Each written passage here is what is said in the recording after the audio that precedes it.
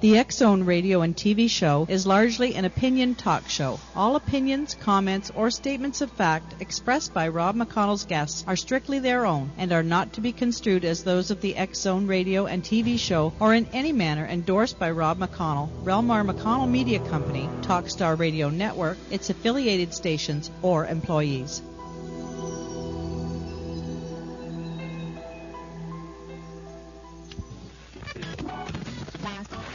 All Hit Radio.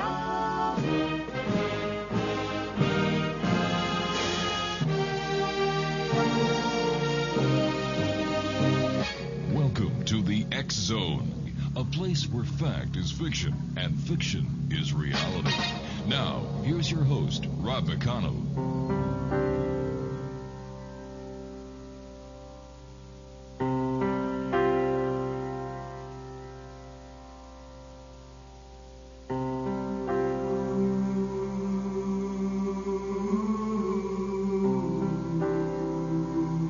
You say you'll never forget where you were when you heard the news on September 11th, 2001. Neither will I.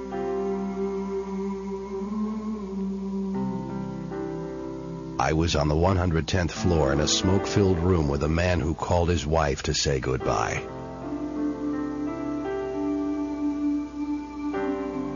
I held his fingers steady as he dialed.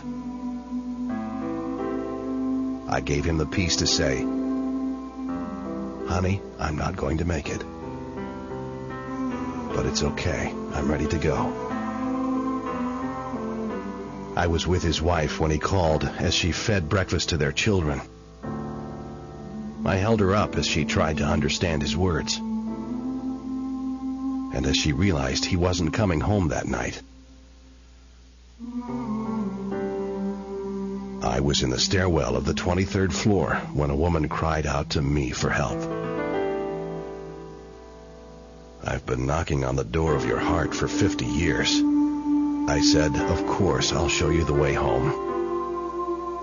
Only believe in me now." I was at the base of the building when the priest ministered to the injured and devastated souls. I took him home to tend his flock in heaven. He heard my voice and answered.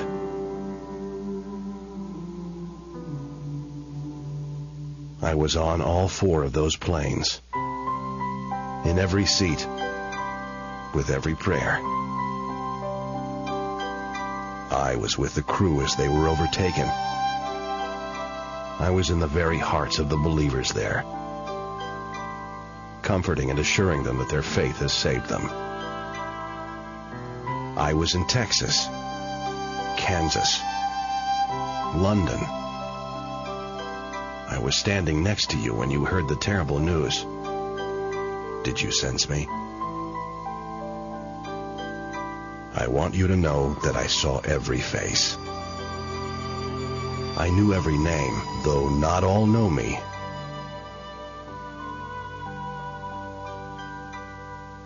Some met me for the first time on the 86th floor. Some sought me with their last breath. Some couldn't hear me calling to them through the smoke and flames.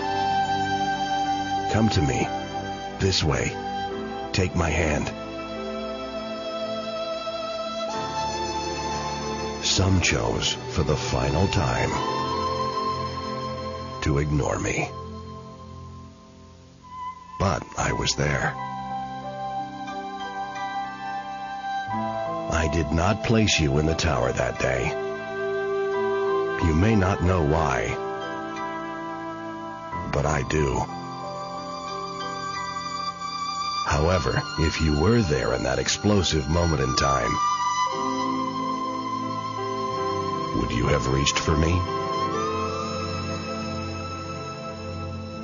September 11th, 2001 was not the end of the journey for you. But someday your journey will end, and I'll be there for you as well. Seek me now while I may be found. Then, at any moment, you know you're ready to go. I will be in the stairwell of your final moments.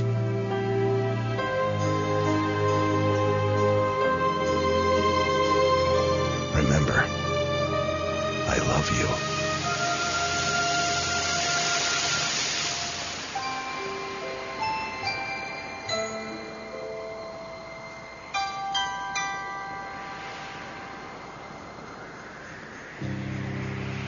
Welcome to the X Zone, everyone. My name is Rob McConnell.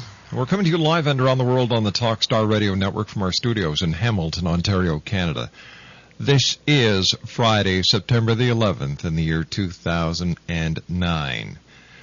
On tonight's show, joining me after this 2-minute commercial break, we'll be speaking to two Fire Department of New York firefighters, George Kreuschner and his son Leif.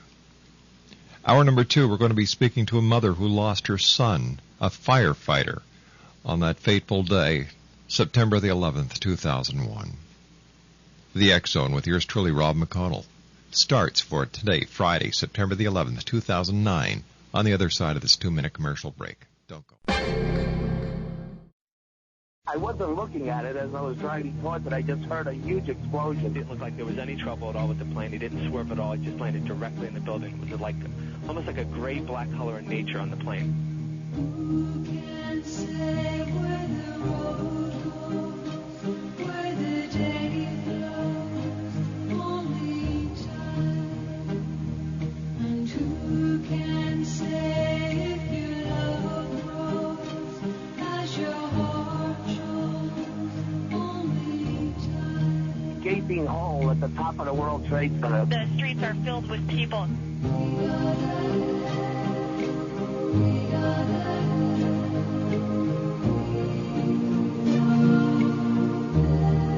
I looked out my window to see what was going on, and the second World Trade Center just went into flames. When I looked over, there was this guy that was on fire, so I just kind of like ran over, and I tried to like put the fire out on him.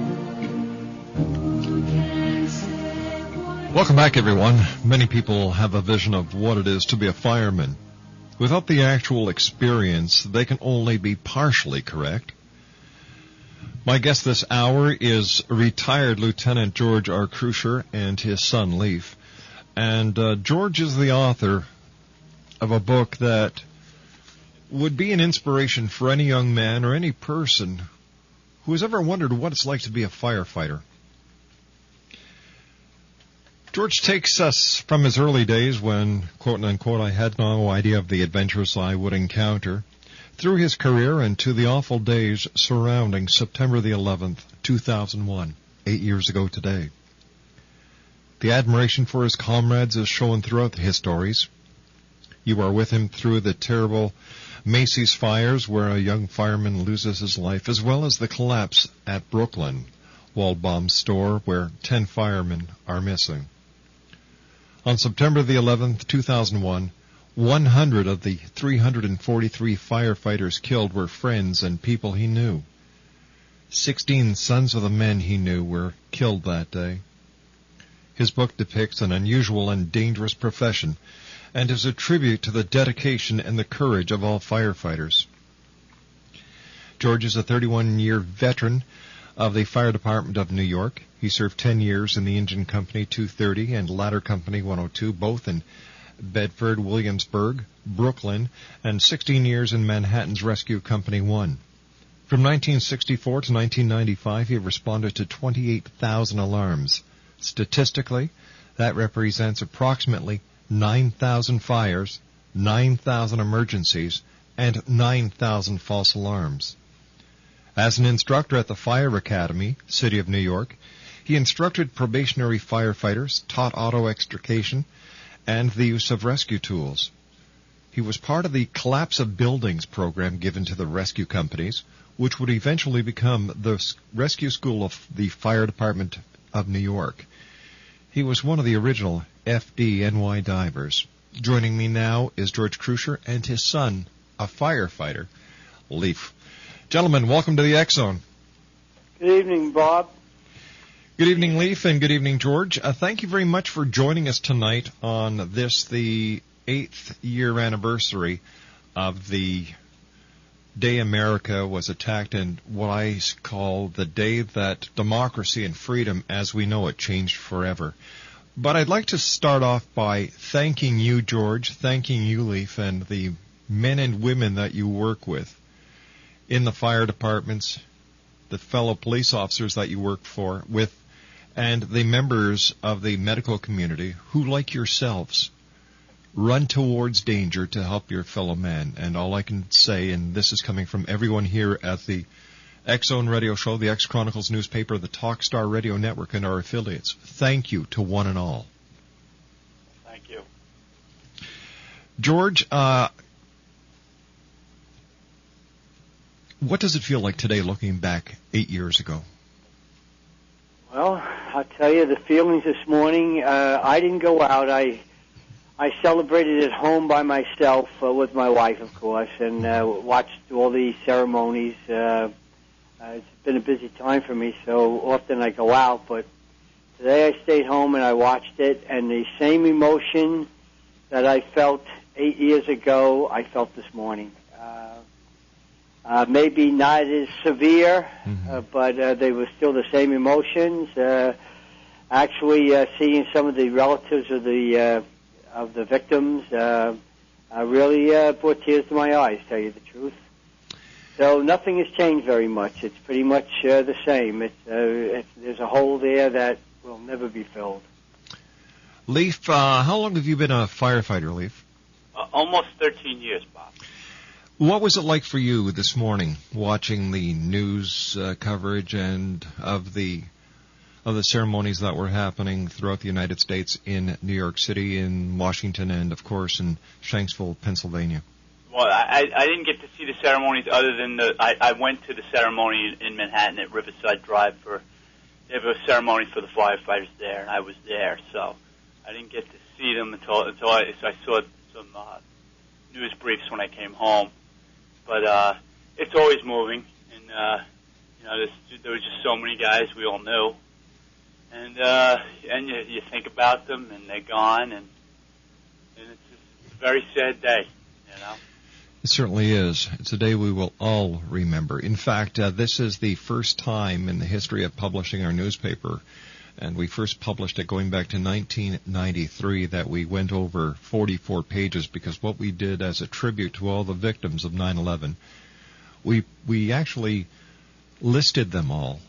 And as we were putting the newspaper together, I was surprised and shocked to see the number of firefighters, Port Authority police officers, Federal Bureau of Investigation agents, City of New York Police Department officers that gave their lives in the line of duty. Sure. It's shocking. I mean, the number of people is so vast alone that it's shocking, you know. And to see it on paper, it's moving. It becomes like a phone book of people. But what it also does is it gives you a little, just a sliver of a glimpse into their personal lives and who they were. They are no longer a statistic, because now they're a person. You know their name, you know their age, where they worked, and where they passed. Yes. And firefighters are a very unique group of people. It's almost as if firefighters are generational. For example, you're following your dad's footsteps, becoming a firefighter. And this is nothing unusual within the firefighting community, is it, George? No, it's not. As a matter of fact, Leif is really the third generation of Kreuschners. My father's cousin was a fireman, and, of course, I became a fireman. I never knew him. But Leif is a fireman. I worked with fellas that were actually fourth generation. So, many. Wow. So it is, just as you say, it's a generational thing.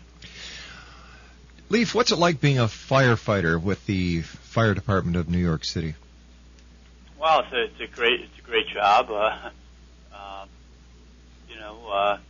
It's interesting. It's not like any other job because every time you go to work, it's different, and it's different in a way you can't even imagine. You know, one call to the next, everything's completely different. One fire to the next is completely different. They all keep you guessing. You know, and it's interesting. You know, I believe that firefighters actually have two families: the family at home and the family in the station house. That's for sure. That's for sure. You know, and you know, I say a lot of times I talk about 9/11, and I say, you know, it was an unfair test for the New York City Fire Department because there are so many proven heroes and guys that really face danger all the time, and it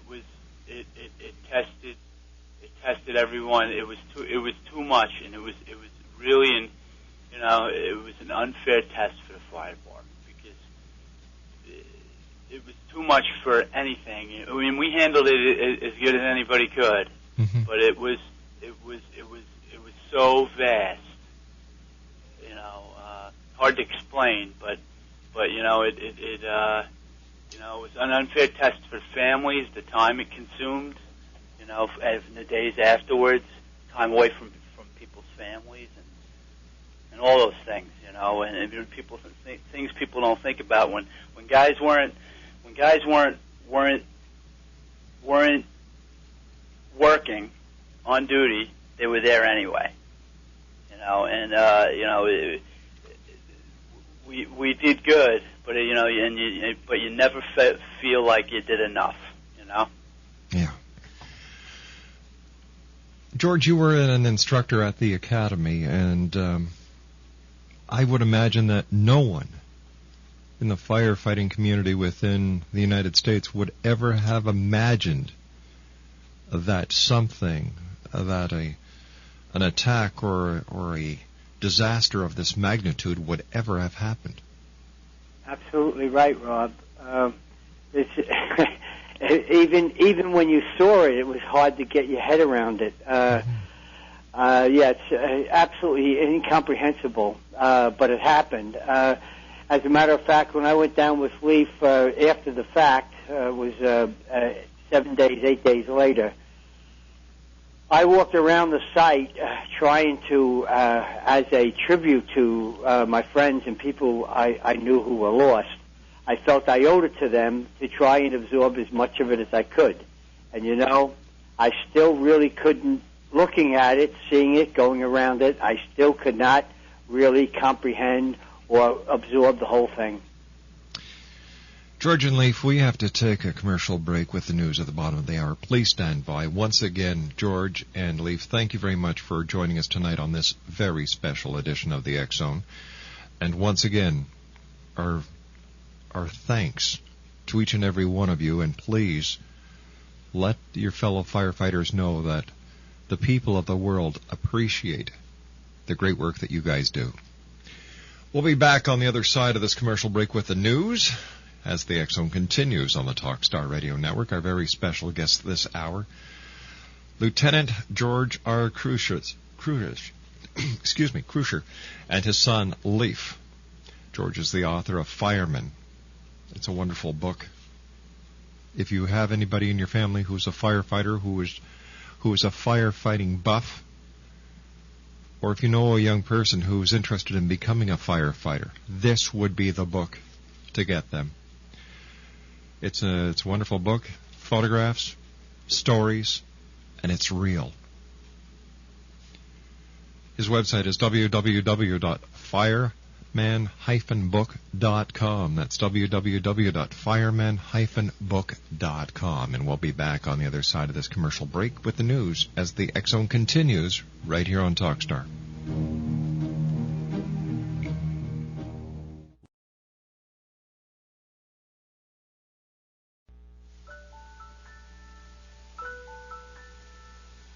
It's been a year, Daddy. I really, really miss you. Mommy says we're safe now in a beautiful place called heaven. Oh, thinking about our younger years. We have your favorite dinner tonight. I was only I ate it all up, even though I don't like carrots. I learned how to swim this summer. I can even open my eyes. I'm underwater.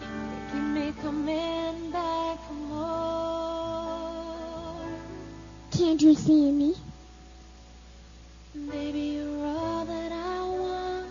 And you're lying here in my arms, finding it hard to believe we're in heaven. The numbers of September the 11th, 2001 are indelible. 8:46 a.m. and 9:02 a.m. Time the burning tower stood, 56 minutes and 102 minutes. Time they took to fall, 12 seconds. From there, they rippled out. The total number killed in the attacks, and this is the official figure as of 9/5/02, 2,819. Number of firefighters and paramedics lost, 343. Number of New York Police Department officers lost, 23. Number of Port Authority police officers lost, 37. Number of World Trade Center companies that lost people, 60. Number of employees who died in Tower 1, 1,402. Number of employees who died in Tower 2, 614. Number of employees lost at Cantor Fitzgerald, 658. Number of U.S. troops killed in Operation Enduring Freedom, 22. Number of nations whose citizens were killed in the attacks, 115. Ratio of men to women who died, 3-1. Age of the greatest number who died, between 35 and 39. Bodies found intact, 289. Body parts found, 19,858. Number of families who never received any remains of their loved ones, 1,717. Estimated units of blood donated to the New York Blood Center, 36,000. Total number of blood units actually used, 258. Number of people who lost a spouse or partner in the attacks, 1,609. Estimated number of children who lost a parent, 3,051. Percentage of Americans who knew someone hurt or killed in the attacks, 20%. FDNY retirements January to July 2001, 274. FDNY retirements January to July 2002, 661. Number of firefighters on leave for respiratory problems by January 2002, 300. Number of funerals attended by Rudy Giuliani in 2001, 200. Number of FDNY vehicles destroyed, 98. Tons of debris removed from the site, 1,506,124. Days fires continued after the attack, 99. Jobs lost in New York owing to the attacks, 146,100. Days the New York Stock Exchange was closed, 6.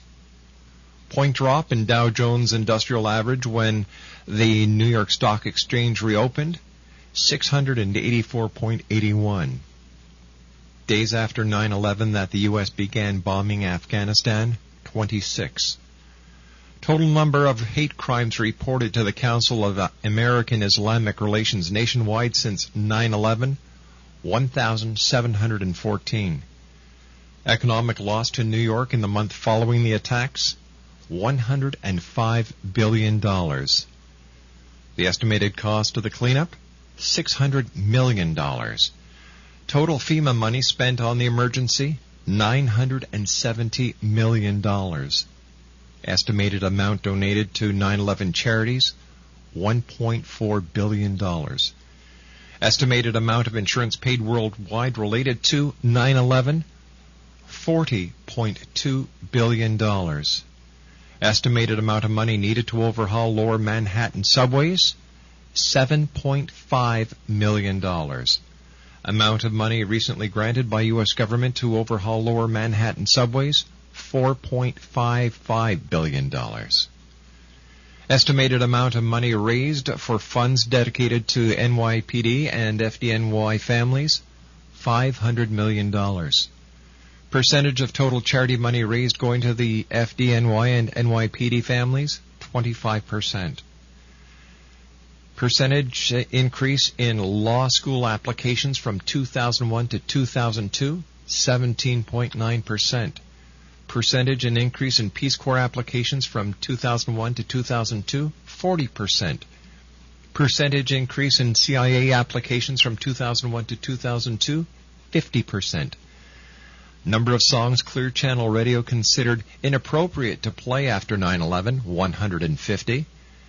Number of mentions of 9/11 at the Oscars that year, 26. Apartments in Lower Manhattan eligible for asbestos cleanup, 30,000. Number of apartments whose residents have requested cleanup and testing, 4,100.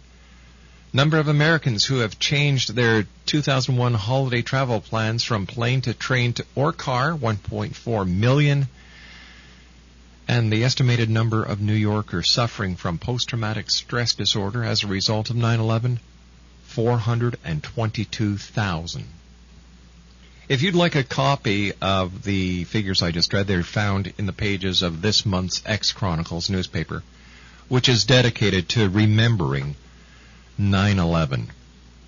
My guests this hour are two firemen, a father and son from New York, George Kreuschner and his son, Leif. George is a retired lieutenant and a former instructor at the FDNY Academy, and his son, Leif. Gentlemen, welcome back to the X Zone, and once again, thanks for being with us tonight on this remembrance show on 9/11. Thank you, Rob. Thank you.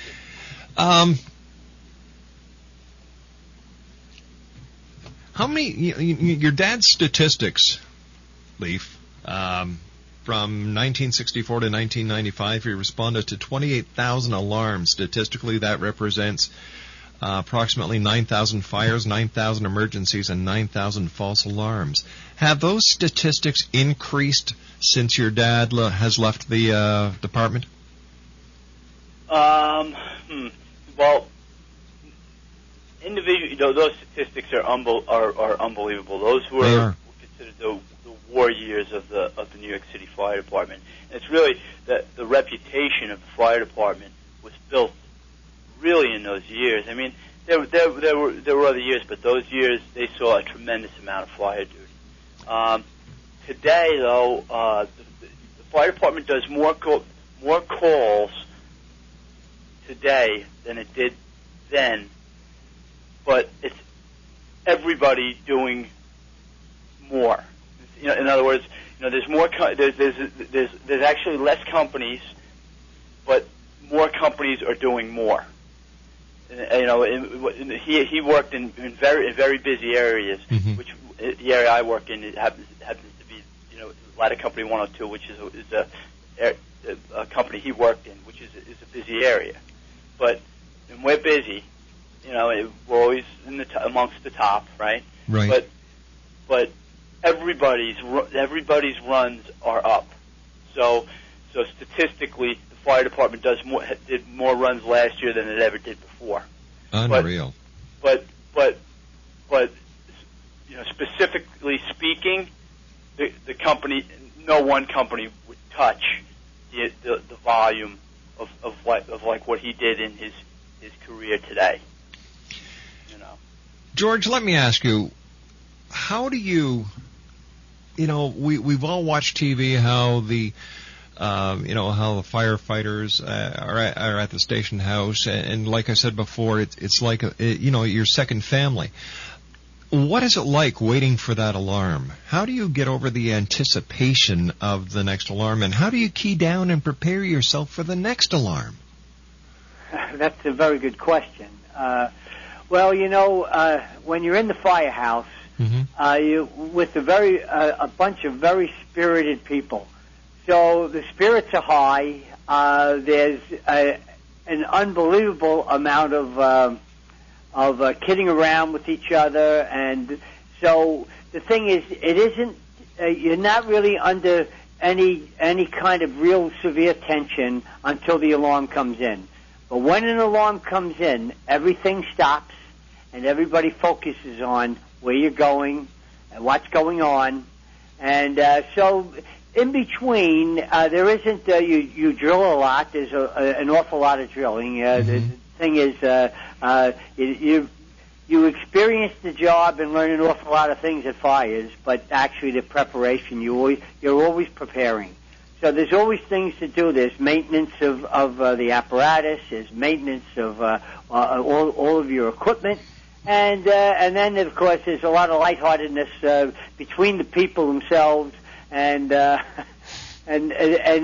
think that keeps a lot of, you don't sit there sweating out the next one. Actually, the members, for the most part, are very eager to do the job. So even though you go into a very dangerous situation, I have to say most everybody goes pretty eagerly.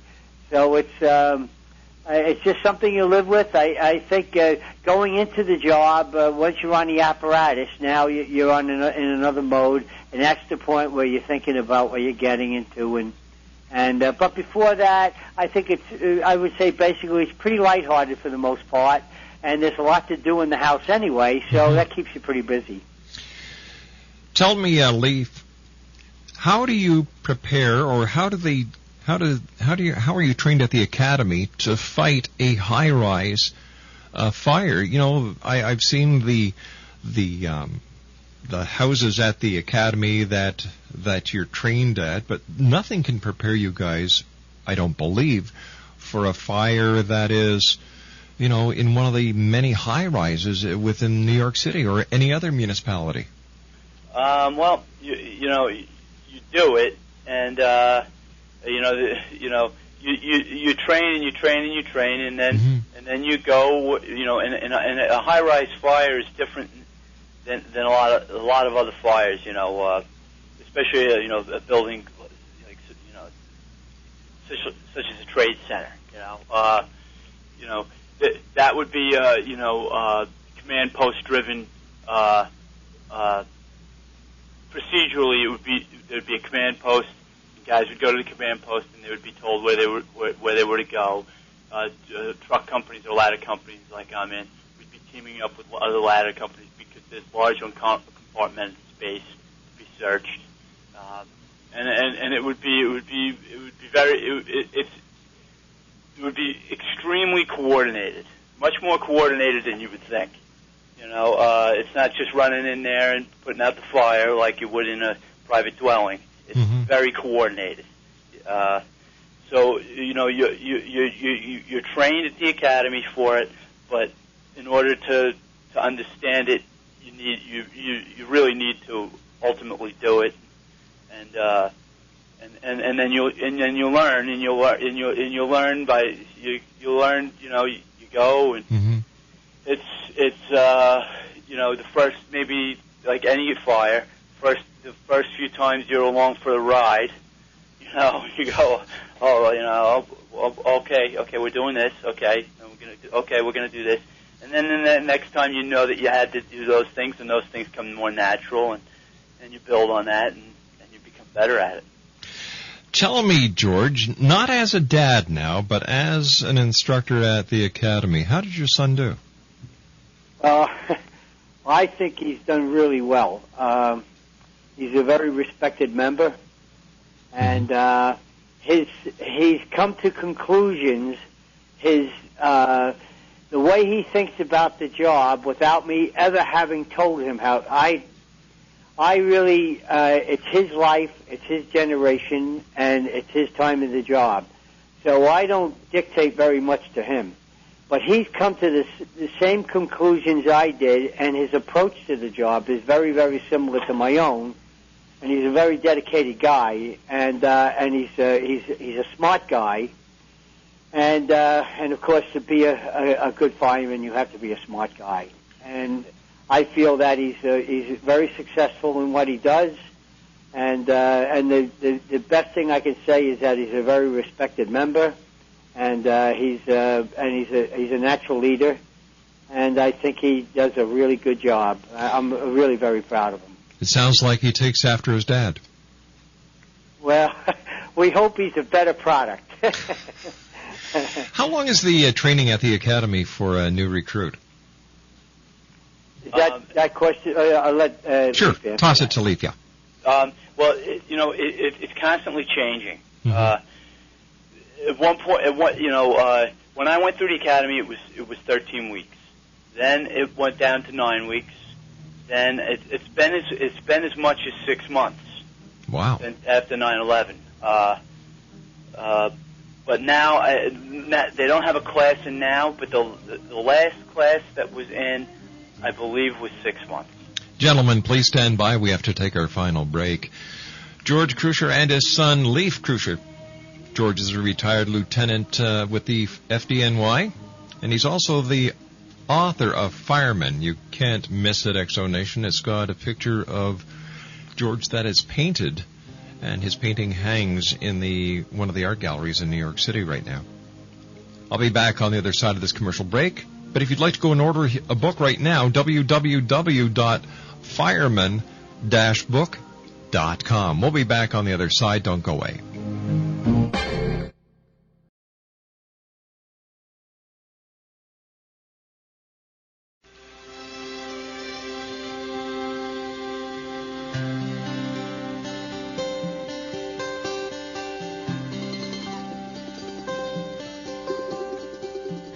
Where were you when the world stopped turning that September day?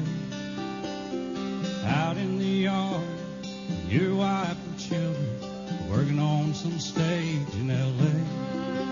Did you stand there in shock at the sight of that black smoke rising against that blue sky? Did you shout out in anger and fear for your neighbor?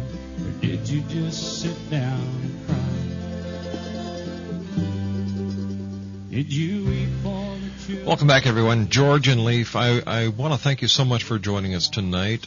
George, thank you very much for sending me the autographed copy of your book that you did. It is on the bookshelf here in my office, and this morning when I came downstairs and had my coffee, turned on the television, and getting ready for tonight's show, I took it down and I went through it, and, just thank you for everything that you do, the way that you teach the young people, the recruits, the rookies.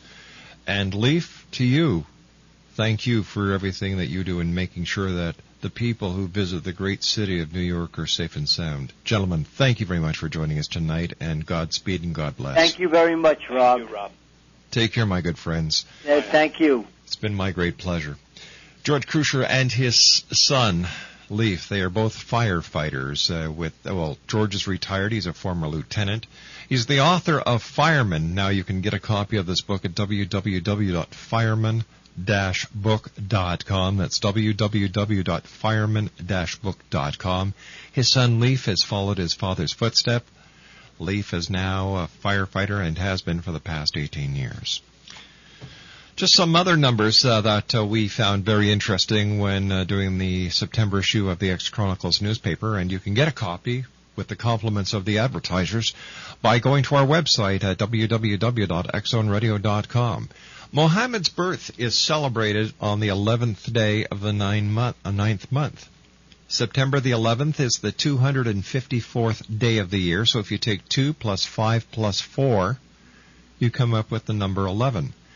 After September the 11th, there are 111 days left to go to the end of the year.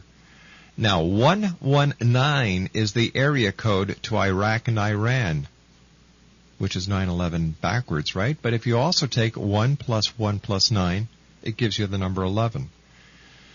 The number of stories is 110 times 2.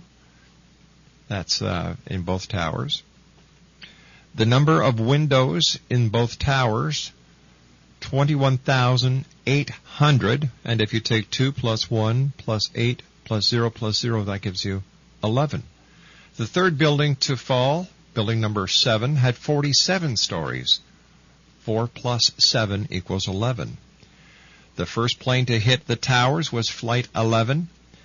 The American Airlines telephone number is 1-800-245-0999, and if you take 1 plus 8 plus 0 plus 0 plus 2 plus 4 plus 5 plus 0 plus 9 plus 9 plus 9, it equals 47. And if you take 4 plus 7, it gives you the number 11.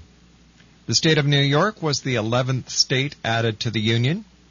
New York City has 11 letters in it. Afghanistan has 11 letters. The Pentagon has 11 letters. And let me see, what else did we find out here? George W. Bush has 11 letters. Flight 11 had 92 on board. 9 plus 2 equals 11. Flight 11 had 11 crew members. Flight 77 minus the 65 on board gives you 6 plus 5 equals 11. And it goes on and on and on. To get your copy of the X-Chronicles newspaper, just send me your email address to xzone@talkstarradio.com, and we'll send you the link with our compliments. I'll be back on the other side of this commercial break as we continue with our 9/11 special. Maureen Santora is an author who lost her son as a firefighter that fateful day 8 years ago.